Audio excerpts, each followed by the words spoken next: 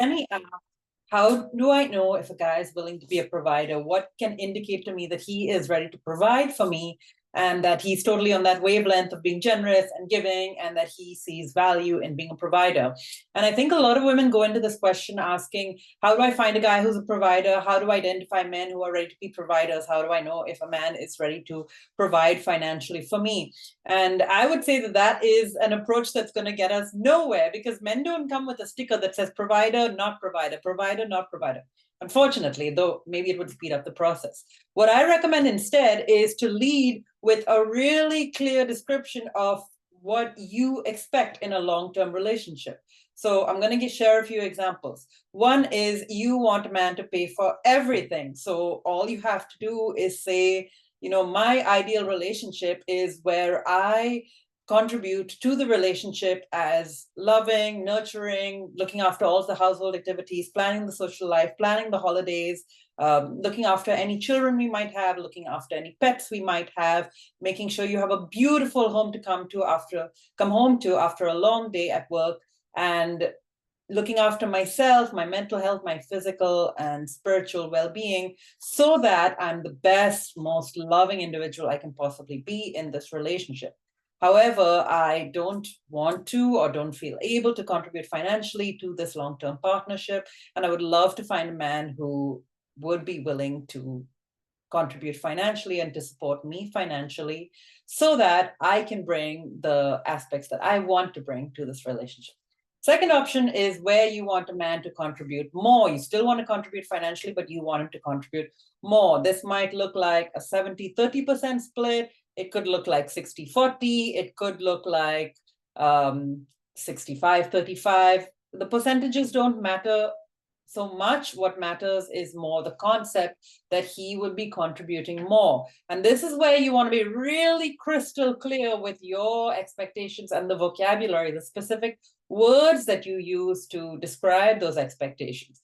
So you might say, when you are meeting and dating potential partners, you could say, I understand that I could contribute more, but at this point, this is how much I want to contribute. You name a specific number and you say, however, I would really like to have a partner who is willing to contribute X number to the household. I believe that our financial needs will be in this range. Then you name a number and then you clearly define what you expect the man to do, just like, so in my own partnership, I say, I'm not going to do any cleaning. Either we're going to pay someone to do the cleaning or you're going to do the cleaning, but I'm not going to do any cleaning. That's it. It's really clear and simple. So I literally do zero cleaning.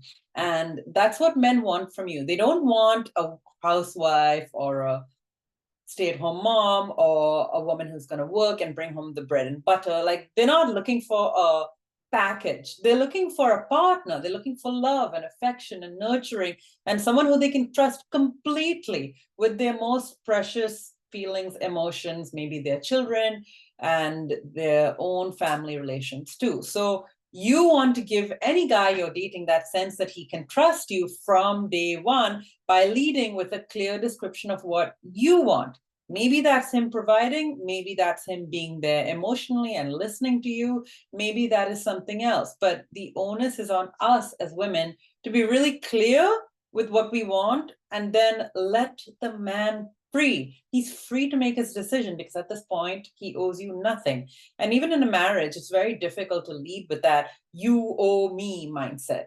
We really want to treat this as an invitation to say, this is what I can bring to the table.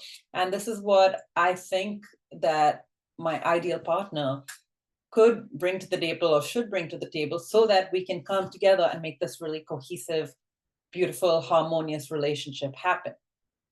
The final option is where you contribute more to the relationship or it's a 50-50 split. Now, a lot of dating coaches in this dating advice industry, there's a lot of the philosophy that women shouldn't contribute. Women should be in the receiving mode in a male-female relationship. Women should not contribute financially, even if they can. And I think it's at the end of the day, a modern marriage is a partnership, and you simply want to be clear on what you want to bring to the table. So there's a great example of the supermodel Natalia Vodianova, who married the French billionaire and current owner, CEO of Louis Vuitton. And he is a billionaire. So he could more than provide for her, but she had her own career. And you can bet that they signed a prenuptial agreement clearly describing what happens to all of their assets. Now, she came to the marriage with 3 children, or she had 2 children and they had 3 children together, something like that. But she had an income and continued to have her own income throughout the marriage. What do you think they did? Well, it's not clear because, unfortunately, for the rest of us, their finances are not public. However, what we can assume is that she retains her independence. So she continues to make an income. She has her own bank accounts. She has her own lawyers, her own financial advisors. And she is financially independent, meaning that she can do what she wants at any point. She can even leave the marriage and choose to sustain herself financially if she wants. However, because she's married to a billionaire, she can also expect a certain standard of living thanks to his money. So, how does she communicate to him?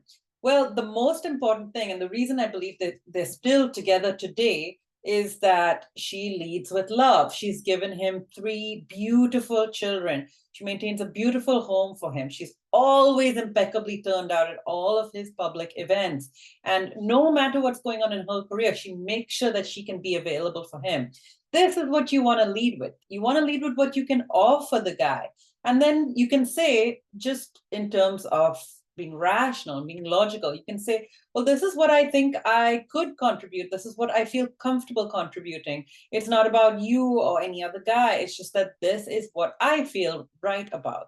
And if you are on board, great. We can have a beautiful partnership and we can continue exploring the possibility of that. And if not, that's completely okay. I totally understand. Then men will feel free. You don't want to give them the feeling that I have to make this argument with my partner about who is going to pay what every single month. A lot of couples function like that. It's not very nice, especially if you have kids down the road and it's not clear for the kids.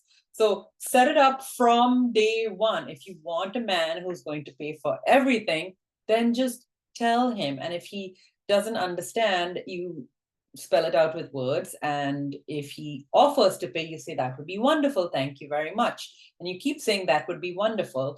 If he brings up the conversation, you can simply say, I'm really looking for a man who feels great joy at looking after our family financially and economically.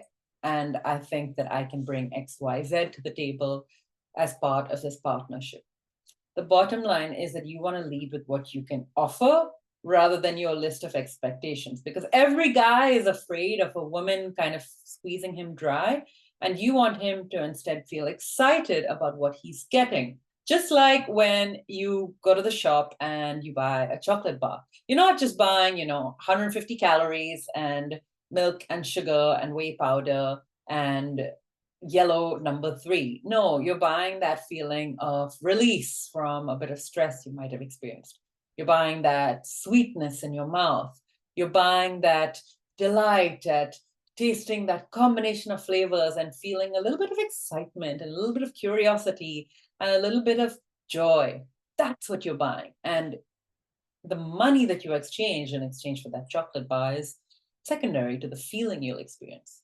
It's the same with men and it's the same with money. Money is emotional. We want to lead with the emotions that you want the guy to experience: love, tenderness, joy. And secondarily, you can spell out what you would need to be able to offer him that feeling of love, tenderness, joy, freedom, comfort, and emotional security.